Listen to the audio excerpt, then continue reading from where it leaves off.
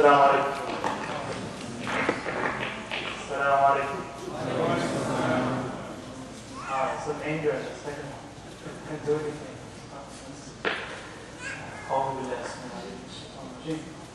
Bismillah ar-Rahman ar-Rahim.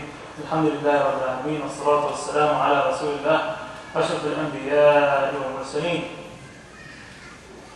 Praises for Allah subhanahu wa ta'ala, and the peace and blessings be upon His Messenger Muhammad sallallahu alayhi wa sallam. Dear brothers and sisters, and our Sheikh, teacher, Sheikh Ashraf, also Imam Noor from Masjid Sayyidah Khadija, and all the respected elders, guests, parents, of course, especially the parents. They do so much of the work, not just preparing lunches and bringing them, but motivating the children to achieve their goals and objectives.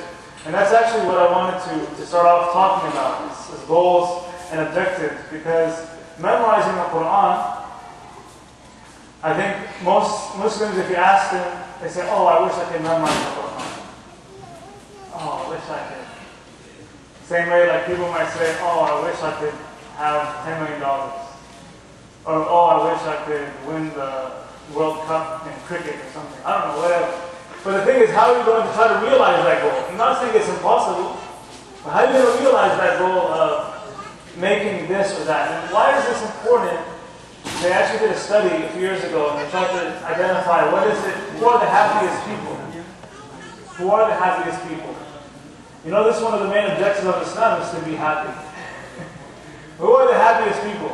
Is it the people who sit around watching TV, eating Cheetos, or who are just going from one thing to another with no purpose?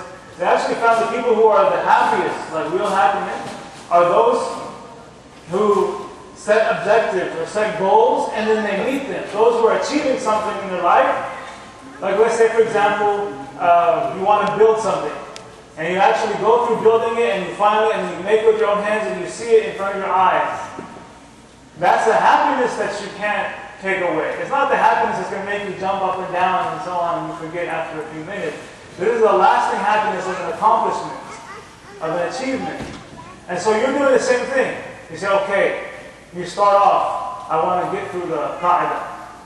Right? And then you achieve, and your parents and your teacher make sure you get to that goal. You say, okay, I need to memorize Al-Fatiha. And then the last 10 surahs. And then, how does it feel when you get that first juz? It feels good, right? Those of you who are your students, you memorize the first juz. It felt good. Nod your head if it felt good. If it didn't, tell me I'm wrong. It felt good to get the first juz, right? And then once you finish Surah Al-Baqarah, Surah Al-Baqarah, you know the young man at the time of Prophet Muhammad sallallahu alaihi wasallam.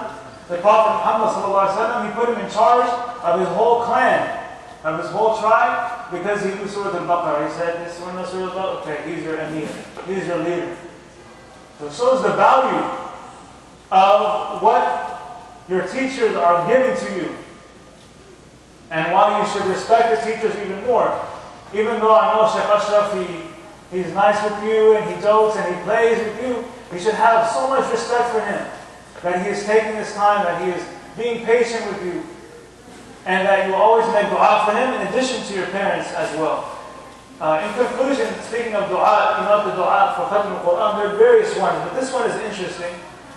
And I just wanted to comment on this, inshallah, as we wrap up and move on with the rest of the program. And this dua said, Allahumma arhamni bil-Quran waj'alhu li imaman wa nuran wa hudan wa rahmah. So from this dua, I said, oh Allah, it said, have mercy on me through the Quran. How can Allah have mercy on me through the Quran? If you're feeling bad and you're feeling sad, you have nobody around, who is your companion? Your companion is the Quran. You can just start reciting the Quran. You're walking and you're alone at night, you feel a little scared, you start reciting Quran. It's your constant companion. You know, sometimes you see the people walking on the street, maybe not the Muslim ones, maybe a few Muslims, and they're all rapping to themselves. Have you seen them? I don't know if you've seen them. But how about you? You walk in and you're reciting the Quran. That's what keeps you company even after you die in your grave. The Quran will keep you company on the day of judgment. And when you memorize Surah Al-Baqarah and Surah Al-Imran, there's two clouds which represent those two surahs that are making shade for you. Just not only that, but even more when it's time to decide, am I going to Jannah or am I going to the hellfire? The Quran makes shafa'ah for you. The Quran says, Allah, this young person, he spent his days and his nights memorizing, reciting, practicing. So the last part about practicing, it said, وَاجْعَلْهُ لِي إِمَامًا وَنُورًا وَهُدًى. So it said, make it for me an imam. What is an imam? An imam, something that leads you. So make sure when you memorize the Quran, you say, wait a minute, what does Allah subhanahu wa ta'ala want me to get out of this Quran? How should I behave as a person who is now reciting and speaking the words of Allah Himself? That is it proper that those words from which Allah's words are coming from this mouth, that it should say bad words, that it should yell something at the parents, that it should say something disobedient. It doesn't make sense. And you don't want people going around saying, oh, he's a hafiz, but look how he behaves and this and that. This is why this dua said, جَعَلْهُ لِي إِمَامًا, make it for me an example, something that I can follow. That's why the very well-known, famous, and very profound statement of Sayyidina Aisha when asked about the Prophet Muhammad كَانَ خُلُقَهُ الْقُرْآنِ, that is, his whole character was the Quran. He was like a walking Quran. A walking Quran. Can you imagine a walking Quran? I'm not talking about a book with arms and legs. Don't imagine that. Walking Quran meaning the values and the principles and the teachings that you are all memorizing, that you have it in you and you're living it. And so I conclude with a thought to leave you to contemplate what would happen if tomorrow morning you woke up and there was no more masahif. All the masahif were gone. Disappeared. They're gone. How would the people get the Quran? They would come to these little 5, 6, 7, 8, 15-year-olds. The adults with beards and gray hair, they would come to you. They say, we need the Quran. They're gone. All the masahif, they disappeared. Something happened.